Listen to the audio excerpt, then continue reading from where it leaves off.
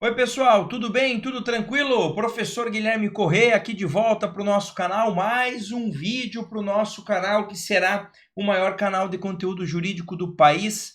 Vamos gravar uma aulinha hoje para nossa playlist de parte geral do código. O tema da aula, capacidade de ser parte. Em resumo, você vai sair dessa aula sabendo quem pode ser parte autora, quem pode ser parte ré em processo judicial. Lembrando que a gente está trabalhando aqui com processo civil à luz do CPC, tá? Eu digo isso pelo seguinte, porque se for num processo, por exemplo, que tramita dentro dos juizados especiais, lá você tem um regramento um pouquinho diferente, mas esse não é o objeto da nossa aula hoje aqui. Então vamos lá, capacidade de ser parte, o tema da nossa aula. Professor, isso está na lei? Não está especificado na lei, tá? A lei, na verdade, vai dizer quem tem capacidade processual, que é o próximo assunto, que é a próxima aula. Inclusive, recomendo que assistiu essa aula e entendeu bem o assunto, a hora que sair a aula de capacidade processual já vai na sequência para entender o raciocínio. Então, quem pode ser parte em processo judicial? Vamos olhar? Olha lá. Primeira coisa, pessoas físicas, também conhecida como pessoas naturais. Ah, tá. Então você quer dizer assim, professor,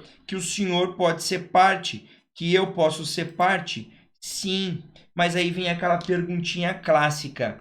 Prof, o Gutinho, que hoje está com 2 anos e 7 meses. A Gabi, que está com 6 anos e 5 meses. Eles podem ser partes em processo judicial? Eu te devolvo a pergunta. O Gutinho e a Gabi são pessoas físicas? A resposta é sim. Mas aí tá passando na sua cabecinha o seguinte, Epson, mas eles são umas criancinhas ainda, né? Eles não podem responder pelos próprios atos. O senhor, a sua esposa, precisam representá-los em juízo. Você tem razão, mas isso não tem a ver com capacidade de ser parte. Isso tem a ver com capacidade processual, que eu já te disse que é o próximo assunto. Então, primeiro povo que pode ser parte, qualquer pessoa física ou natural. Qualquer pessoa física ou natural. Beleza? Segundo, as pessoas jurídicas, e aqui não importa se é uma pessoa jurídica de direito público, se é uma pessoa jurídica de direito privado, pouco importa. Sendo pessoa jurídica, também pode ser parte, tá? O terceiro grupo, entes despersonalizados. E aqui eu vou te trazer 3 exemplos. 3 exemplos. Primeiro dos exemplos, o espólio. Espólio. O segundo, massa falida. Massa falida. E o terceiro, o condomínio. Tá?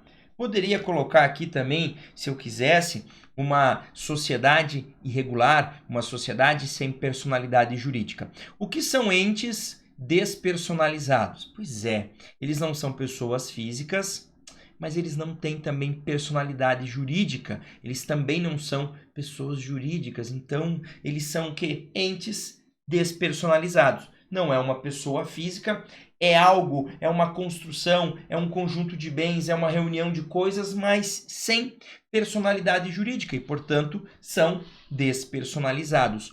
Podem ser partes? Pode. Você seguramente já viu uma ação judicial em que o espólio é autor ou o espólio é réu. O que é o espólio? Conjunto de bens deixados por uma pessoa que faleceu. Esse conjunto de bens pode sim responder por dívidas, vai ser réu. Pode sim ser um sujeito ativo em crédito, pode ter créditos a receber, vai ser autor na demanda. Massa falida, sociedade empresária, puf, quebrou, houve a quebra, houve a decretação da quebra, faliu.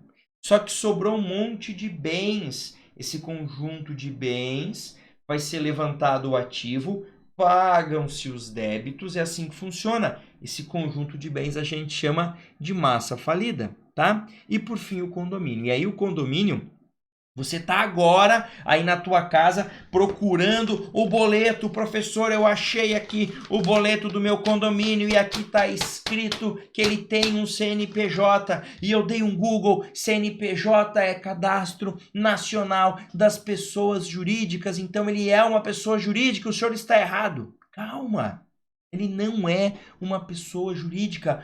Prof, mas ele tem CNPJ, ele tem por uma questão tributária, mas ele não é uma pessoa jurídica. E como é que eu sei quem é pessoa jurídica? Leia o artigo 44 do Código Civil. Lá vai dizer quem é pessoa jurídica. E você vai ler agora. O condomínio não está lá. Então, o condomínio pode ser parte? Pode, e ele é corriqueiramente, né? Muito comum ele ser parte em processo judicial. Quem duvida disso, experimenta parar de pagar o condomínio aí onde você mora, que você vai virar réu nesse processo judicial. Mas ele não tem personalidade jurídica. Tá, professor, agora eu vou até tomar uma água, porque o assunto que eu vou tratar agora é um assunto delicado, é um assunto polêmico. Então, prof, pessoa física pode ser parte, inclusive os lindinhos aqui, né, Gabi e Guto, isso, podem. Pessoas jurídicas, né, sociedades, associações, pessoas jurídicas de direito público, né, União, Estado, DF, municípios, autarquias, tudo isso pode ser parte. Entes despersonalizados, né, massa falida, condomínio, espólio, sociedades sem personalidade jurídica. Tá, e o que é o polêmico? Então, olha aqui, ó. Vou colocar para vocês. Animais. E por que é polêmico? Vamos lá, vamos lá.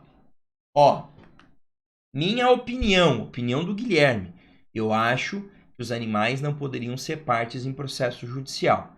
Mas isso é a minha opinião. Você pode ignorar a minha opinião, inclusive eu aconselho que ignore nesse momento, porque a tendência é justamente o contrário.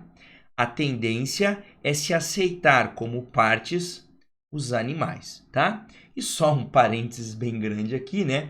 Quando eu digo que eu não acho que o animal devia ser parte, não é porque eu não acho que os animais não merecem proteção, pelo amor de Deus, não é isso que eu estou dizendo, tá? Eu só acho que como parte eles não deveriam ser. Essa proteção deveria ser feita por outros sujeitos dentro de um processo. Mas não importa a minha opinião.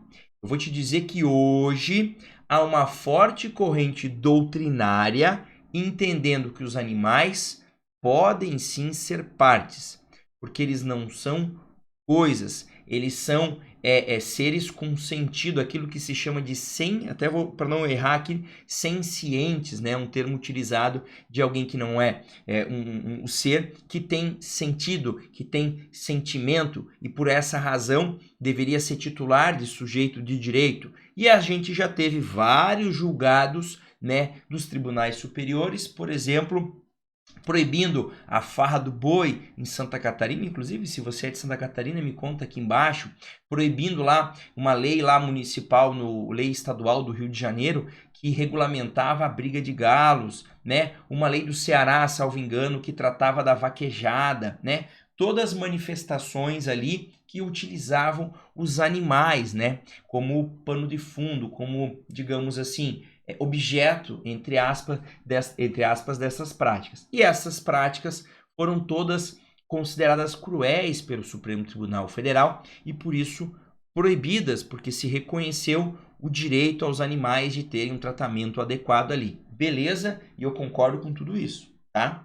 E isso foi utilizado como um fundamento para se autorizar que animais sejam partes em processo judicial.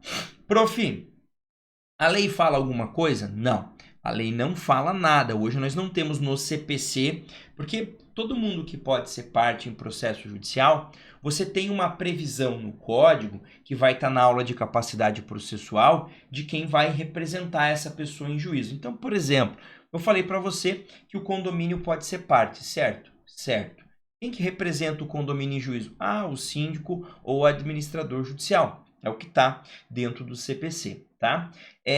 Quem que representa a massa falida? Pois é, o administrador judicial. E quem representa o animal? O CPC não traz isso, tá? Mas vou te contar uma novidade aqui.